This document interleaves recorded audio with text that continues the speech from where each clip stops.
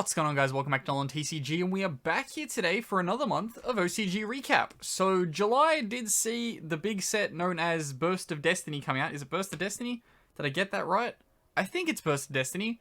The big OCG set that we're getting in October/November. I know it's end of October, but everything's getting delayed, so hopefully it doesn't get delayed too far for us. But yeah, overall that has started to see a bit of a change in the meta. Swordsoul or Zhang has kind of taken over as the best deck over there. Virtual World still sitting in second because they have VFD and stuff like that. Eldritch has started to move up into like the third best deck kind of situation.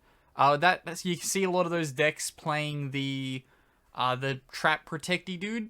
I can't remember quite what he's called, but he's the one that like searches traps from deck and does all that kind of shenanigans.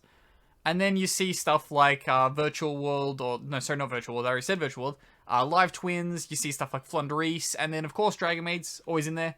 Heroes is also a big climber at the moment, with the Hero engine not only being its own deck, but being mixed into pretty much everything. It's just throw in Destiny Hero stuff, life is good.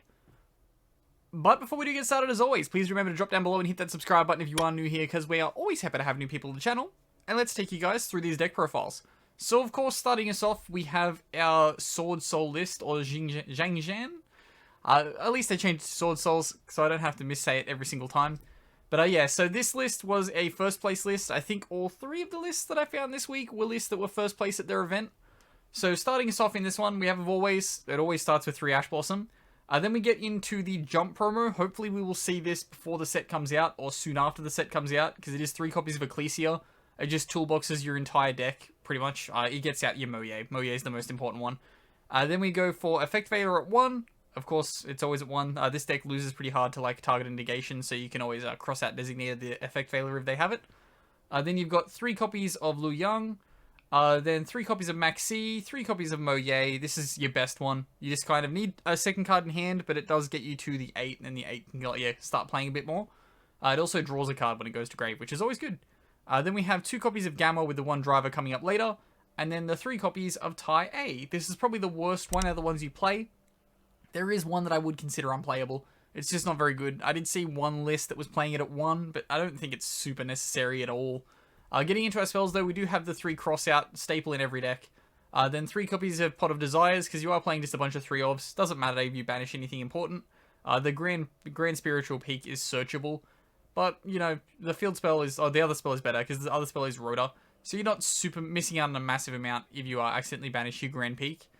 Then for our traps, we've got 3 copies of Imperm, 3 copies of Strike, and 3 copies of Sudden Shift. So Sudden Shift's what you're going to be searching typically in your combo.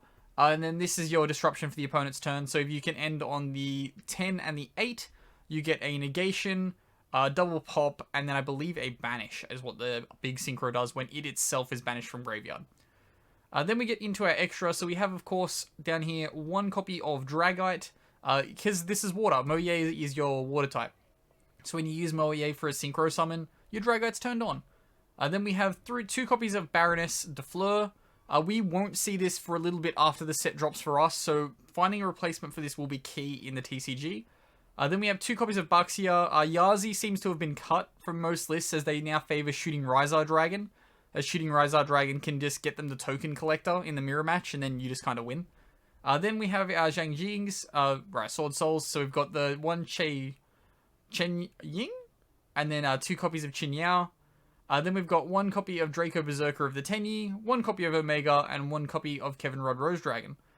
Then for our XCs, we have 1 copy of Baguska and 1 Zeus. I don't know why Baguska was their choice to get into Zeus, but it seems to be what they went with.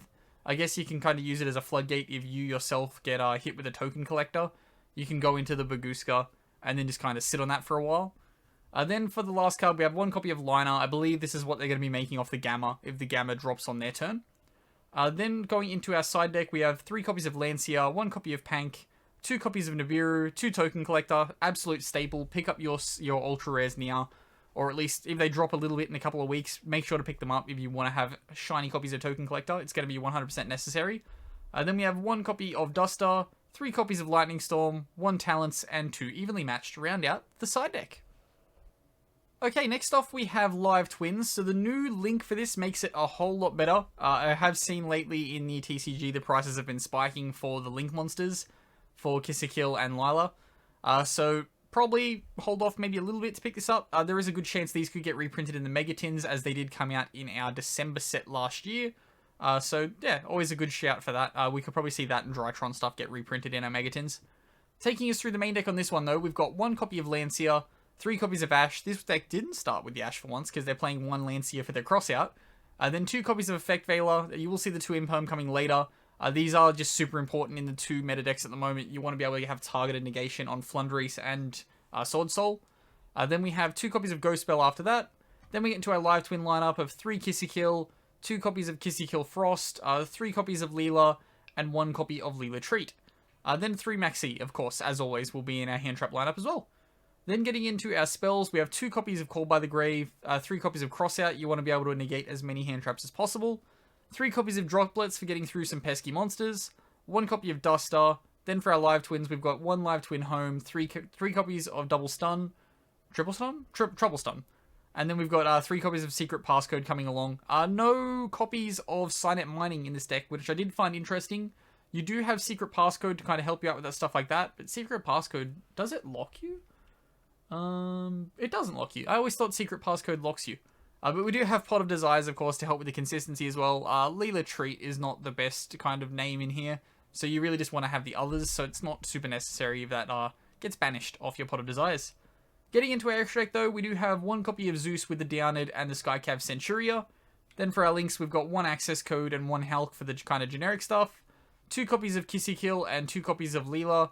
Round out our Link 2s, well, before we see the 3 copies of Trouble Sunny.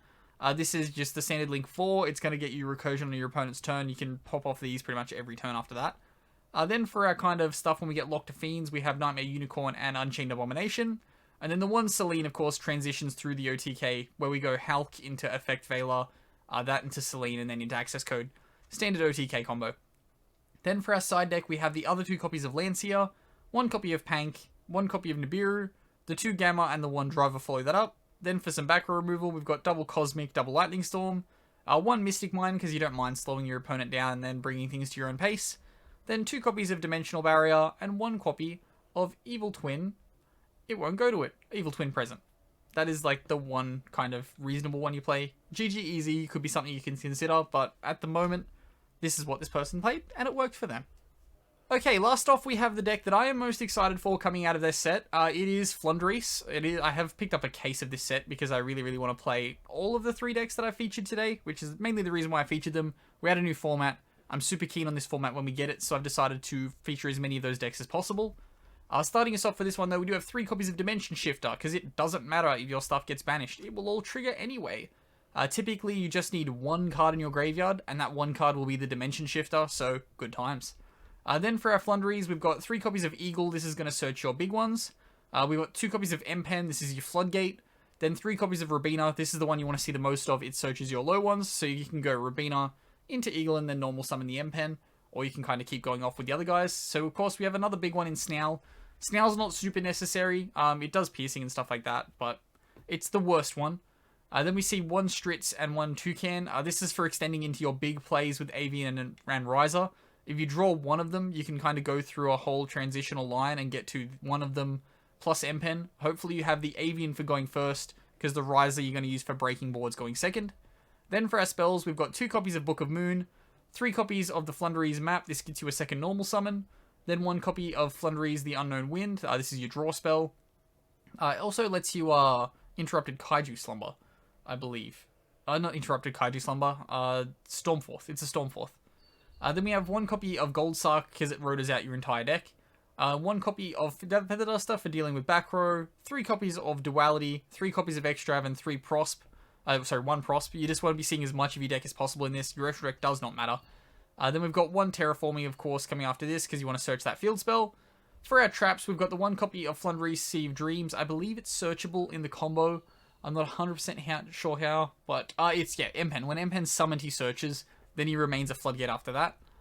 Then we've got 3 copies of Imperm, because Targeted Negation, like I said earlier, super good in this format.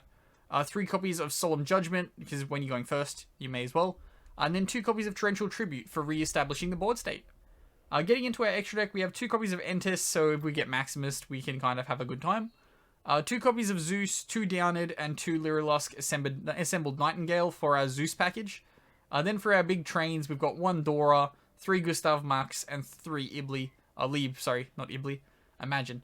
Then getting into our side deck, we have 1 copy of DD Crow, 1 Dark Samorg, 2 copies of Maxi, 1 Nibiru, 2 Lightning Storm, 3 MST. Super curious on the MST choice as to why I didn't go with Cosmic. Maybe he was a bit concerned about life point gain and stuff like that. Then 1 copy of Harpy's Featherstorm. They are wind beasts, so good times can be had with your Harpy's Featherstorm and negating everything.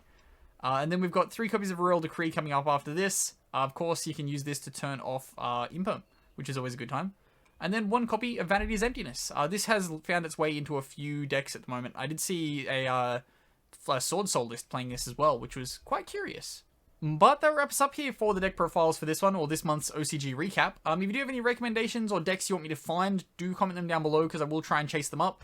Every month, they seem to be like 2 or 3 kind of OCG metagame reports go up. They try to do one every week. I use Road with the King if you're ever trying to find the decks that I am looking for.